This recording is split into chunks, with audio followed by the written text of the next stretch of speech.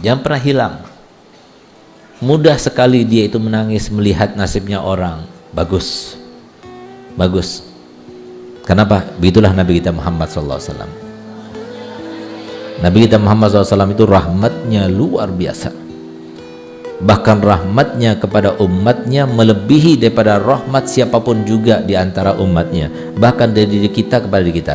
Kenapa kita itu kalau semua jalan ya, kemudian ada sesuatu yang membahayakan kita, secara refleks kita itu memberontak supaya kita tidak kena bahayanya itu kan.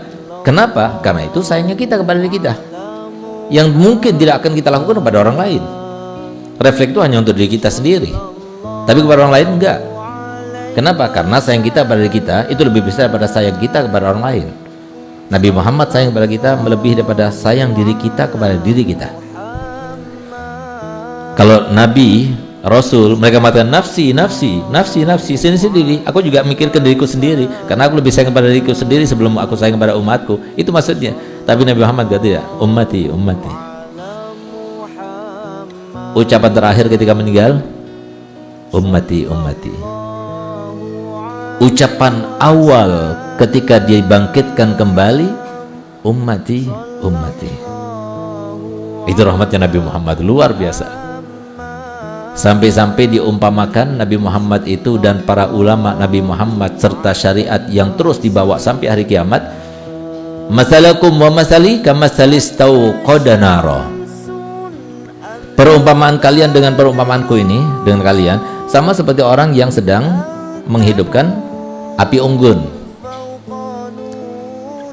Ketika api unggun itu nyala, apa yang terjadi? Banyak binatang-binatang serangga kecil menghampiri kepada api dan masuk bahkan ke dalam api sehingga mereka terbakar dan binasa. Itulah perumpamaan kita ini. Disangkanya HP itu ada kesenangan, ya, hiburan-hiburan yang internet itu, TikTok dan sebagainya itu, itu kesenangan. Baik, itu api itu. Jangan, itu api. Dia nggak tahu. Faham?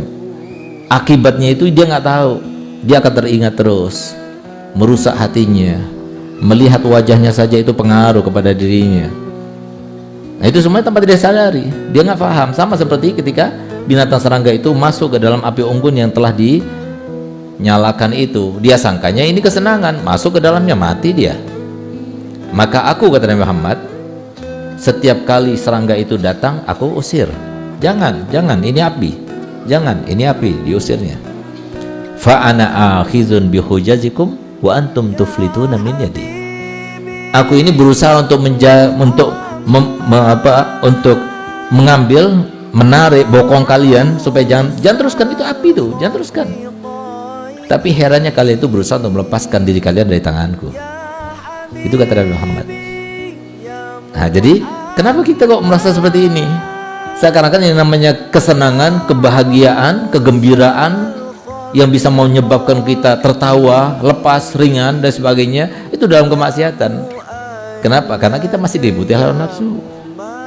Tapi ketika hawa nafsu sudah kita kendalikan, enggak lagi.